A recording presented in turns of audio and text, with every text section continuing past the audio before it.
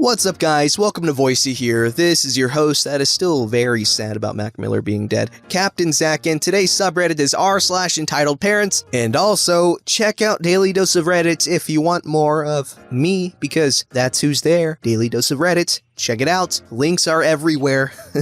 Don't forget to like, subscribe, and hit that bell to never miss an episode. This story's called, I was born lactose intolerant and my parents decided not to tell me. I just read a story that reminded me of my own parents, so here goes. Backstory. I am also a member of the subreddits r/raised by narcissists, so I am very aware of my parents, particularly my dad, being less than ideal, but this one shook me to the core when I learned it because of its sheer effect on my life. So anyway, on to the story. Ever since I can remember, anytime I would drink milk or eat ice cream, I would get a terrible stomachache and diarrhea. We went out to eat a lot being a little kid. My parents would order me milk to drink, give me mac and cheese, and then ice cream for dessert, which would result in me having to make the customary trip to the bathroom in terrible pain and explosive diarrhea every single time. It got to the point where my parents started teasing me about wanting to see the bathroom and poop in it wherever we went. I would also have the same problem after lunch at school until one of my teachers accused me of making excuses to get out of class at the same time every day. It was awful. I was just told that I had the family stomach and that I needed to deal with it. So fast forward to high school, this is still going on, and we go out to dinner with a new friend of my mom's who says that she is lactose intolerant. And being the very curious person that I am, I ask her about it because I have never heard of it before, but never understood what it was or what the symptoms were. She tells me that she experiences terrible gas pains and diarrhea if she drinks milk or has a lot of dairy. At this point, my ears perk up and I'm like, you mean that's not normal? And I start thinking that maybe I am lactose intolerant too. So I start doing a little bit of experimenting and avoid milk for a few weeks, and guess what? No more stomach aches. So I tell my parents that I think I might be lactose intolerant, and my dad, ever the gaslighter,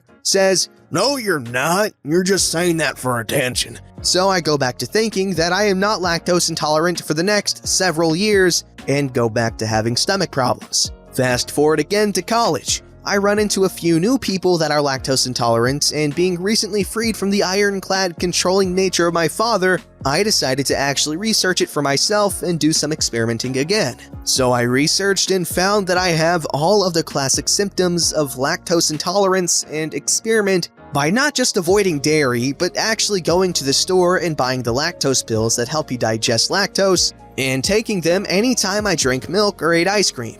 Guess what? It helped! No more gas pains and constant diarrhea. So I go home and this is the conversation I had with my parents. Hey, mom and dad, so I'm pretty sure that I am lactose intolerant because I have all the symptoms and I've been using the lactose pills when I eat dairy and they have been helping. You're not lactose intolerant. You're just saying that to get attention. Mom interrupting dad. Oh, I know that you're lactose intolerant. You have been since you were born. You had to have soy formula when you were a baby because if you had dairy formula, you projectile vomited everywhere. What? Oh, I have always known that you were lactose intolerant. I just didn't want to tell you because I didn't think it would make any difference and I thought you would use it to get attention. Speechless.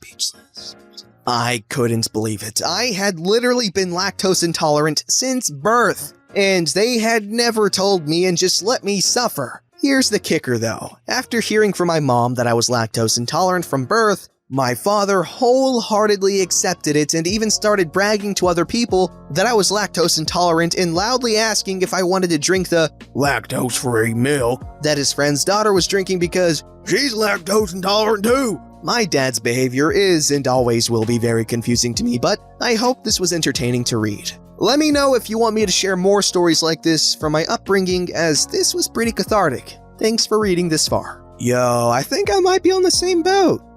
I don't know if I'm lactose intolerant or I guess I just have a really sensitive stomach. I don't know. I don't like saying stuff like that because I'm going to become more conscious of it and it's going to feel like, self-fulfilling prophecy or whatever it's called in psychology. But I will say this, anytime I ate cereal as a kid, I would always get them tummy trubs.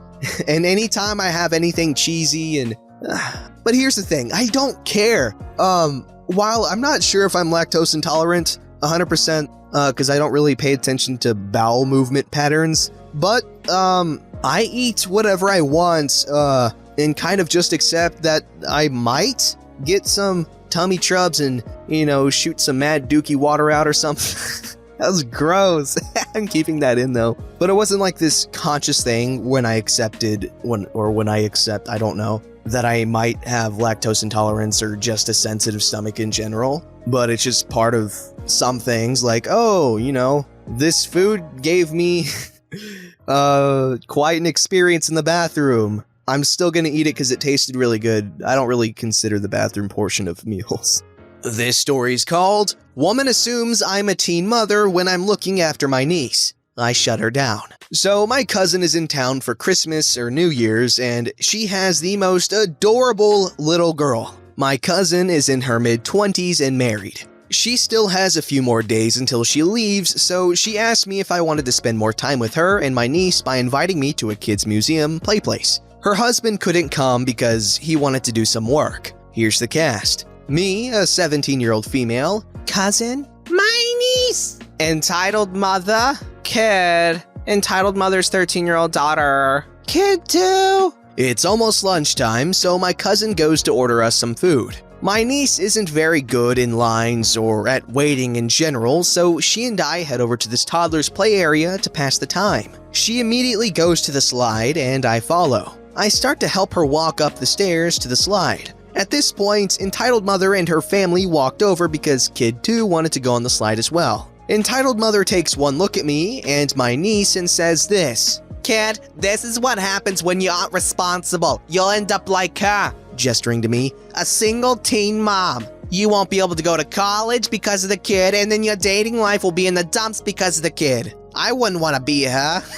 I really wanted to say something, but I wanted to listen to what Kid had to say. Niece is finally ready to slide, so I go around to wait at the bottom to catch her. Mom, are you sure that she's a mom? Yes, I'm sure, because this is practically a little kid's space. Why else would she be here? And also, they're the only Chinese people here. I'm actually Korean, as mentioned in my earlier Reddit posts. My niece finally comes down the slide, and I catch her. I really hoped that she would be interested in playing somewhere else, but nope. She toddles around to wait to climb up the steps of the slide. She signs, my cousin taught her baby sign language, that she wants water, and I say, Mom will give you water soon, we still have to wait. In Korean, because niece has mainly been talked to in Korean and she understands it better. Entitled Mother scoffs at this as well, and says, well, of course she's a frickin' illegal too. In a condescending tone, she ran all the way here because life in those Asian countries is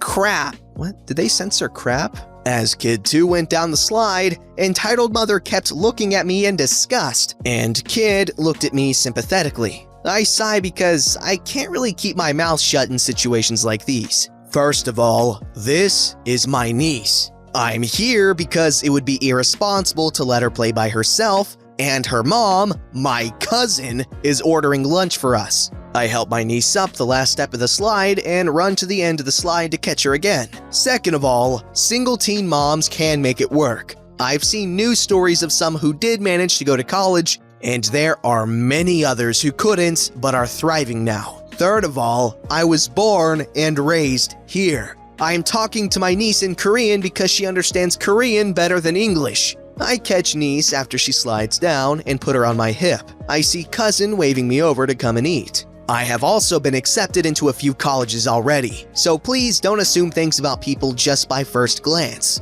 My niece, waving and pointing at my cousin, Mom, Mama, Mama. She was actually saying Mama, which is her word for food, but Entitled Mother took it as her saying Mama, which worked too. Me, in that one voice that most of us use with babies and animals. I know, that's Mama, let's go. My niece is kicking her legs to be let down, so I put her on the ground and she toddles over to my cousin. And like I mentioned earlier, my cousin is older than me, and my niece looks just like her, so there was no doubt who was actually her mom. In the time that his mother, or older sister, wasn't paying attention to him, Kid 2 managed to start eating handfuls of dirt and wood chips. I also would pay attention to my own kid instead of mocking and criticizing someone else. I know that I will never be as amazing at shutting a person down ever again. I then went and had a delicious lunch as I told my cousin about what had just happened. We both laughed and entitled mother kept shooting us dirty glances as we ate, but whatever. I felt bad for Kid because she didn't seem to be entitled, and I hope she turns out differently than her mother. I feel bad for Kid too because, well, splinters and germs. First of all, that's a badass baby, okay? I've never heard of baby sign language. That is insanely cool. Not quite as cool as apes doing sign language because that's a whole other level of cool. Communicating with animals. Rest in peace, Coco. And Robin Williams, for that matter. Who else saw that video? That was a very cool video. Coco and Robin.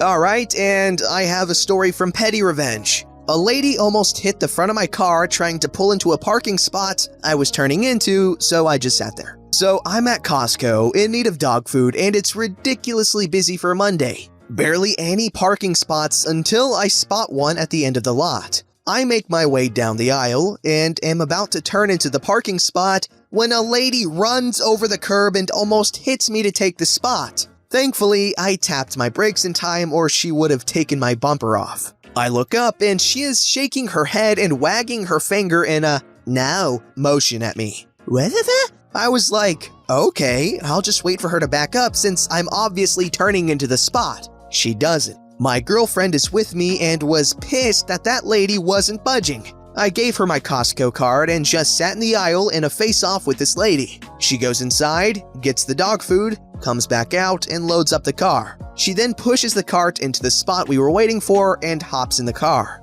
The look on the woman's face was enough to give me satisfaction for a week. She had to get out and move the cart so she could park once I reversed through the entire aisle. Worth it! Alright, some additional information. 1. I'm a girl, we're lesbians. 2. She is Mary-worthy, my ride or die bad bench. 3. Our Costco doesn't give a crap whose card it is as long as they have a card. 4. It was the end of a parking section with a curb to the right. No, she wasn't waiting before me, she jumped the curb within the 10 seconds I was pulling in. 5. My girlfriend called me when she got in Costco and stayed on the phone until she got out. Total of 14 minutes in our parking lot standoff. 6. People did pull up behind me but backed out as soon as they figured out I wasn't moving for crap. 7. To whoever said they sell dog food in 100-pound increments and I'm a butthole for making my girlfriend walk it to the car, it was a 30-pound bag and she used a cart. Hence the cart she moved into the spot.